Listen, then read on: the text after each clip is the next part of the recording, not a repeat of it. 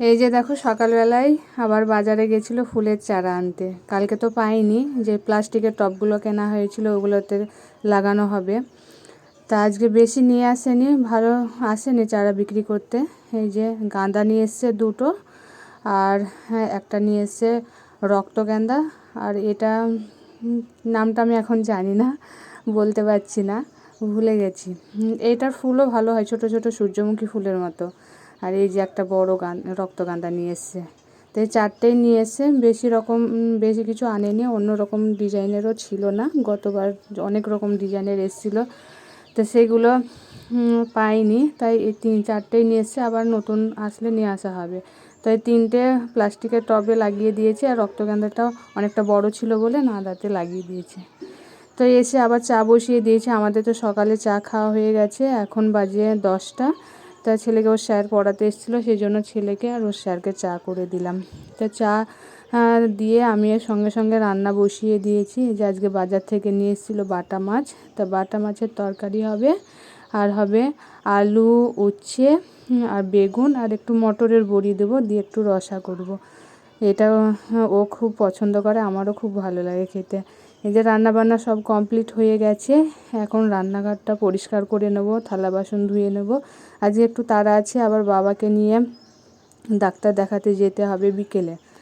এই যে বিকেল বলতে 3:30 বেজে গেছে, এখন আমরা রেডি হয়ে বেরিয়ে পড়েছি। এই যে রাস্তায় বাবাকেও বলেছি বাস স্ট্যান্ডে চলে আসতে, এখন তো বাস নেই। তাই এখান থেকে এই যে রথতলায় চলে এসেছিলাম, তো ওখান থেকে সঙ্গে সঙ্গে টোটো পেয়ে গেছি। টোটো করে যাব হাই রোড রেজিনগরে, ওখান থেকে বাস ধরে নেব। আর ট্রেনে যাব না, ট্রেন থেকে আমরা যেখানে ডাক্তার দেখাই সেটা অনেকটা দূর, বাসে গেলে সুবিধা, সেই জন্য বাসেই যাব। এই যে হাই রোডে চলে এসেছি, বাসের জন্য ওয়েট করছি, কিন্তু আধ ঘন্টার বেশি হয়ে গেল ওয়েট করছি, একটাও বাস নেই। বিকেল হয়ে গেছে না, সেই জন্য বাস আসছে না। তা অবশেষে আস্তে আস্তে অনেক লেট হয়ে গেছে, এখন বাজে 6:15 মতো। এখন পৌঁছালাম, পৌঁছে বসে আছি। বাবার ব্লাডের রিপোর্টগুলোও নিয়ে নিয়েছি। আমাদের তো টাইম দিয়েছিল 6:30, কিন্তু 6:30 হবে না মনে হচ্ছে। 1 ঘন্টা বসে আছি, তাও এখনও আমাদের নাম্বার আসতে 10-15 জনের পরে। তাই আমরা ভাবলাম যে একটু চা খেয়ে আসি, বসে থাকতে আর ভালো লাগছে না। তাই চেম্বার থেকে বেরিয়ে আমি আর ও চলে এলাম একটু চা খেতে।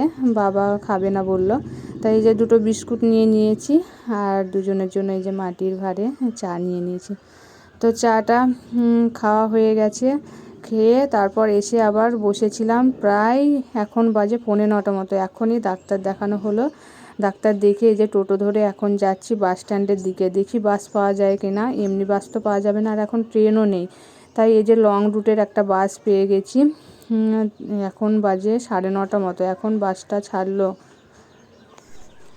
এই এখনই বাড়ি পৌঁছালাম, এখন বাজে রাত 11:15। তা এইভাবে ডাক্তার দেখানো একদমই অসম্ভব ব্যাপার। ডাক্তার যে বিকেলবেলায় বসে, সকালের দিকে বসে না। সব বিকেলের দিকে বসলেও আমাদের টাইম ছিল 6:30, আর দেখতে দেখতে 8:30 পার হয়ে গেছে। তা রাতে তো কোনো বাস টাস সেরকম ছিল না, ট্রেনও নেই ওই টাইমে, ট্রেন সেই 11:30 ছিল। তো এত কষ্ট করে ডাক্তার দেখানো মানে অসম্ভব ব্যাপার হয়ে যাচ্ছে, তাতে ঠান্ডার সময়। তো পুরো এনার্জি লস, আর এখন এনার্জি নেই তোমাদের সঙ্গে কথা বলার মতো। তো আগে ফ্রেশ হয়ে একটু খাবো, খেয়ে তারপর ঘুমাবো, রাত হয়ে গেছে অনেকটাই। আর মা খাবার পাঠিয়ে দিয়েছে, বাবাকেও বাড়িতে নামিয়ে দিয়ে আসলাম, তখন মা রুটি করেছিল, তরকারি করেছিল, সব দিয়েছে, ওগুলো এখন খাওয়া হবে। আর ছেলেও ঘুমিয়ে গেছে, দেখি ওকে ডাকবো, ও খাবে কিনা দেখি, আগে আমি ফ্রেশ হইনি। তো আজকে আর বেশি কথা বলছি না, আবার দেখা হবে আগামীকাল তোমাদের সঙ্গে। তো আজকের মতো সবাইকে টাটা, গুড নাইট।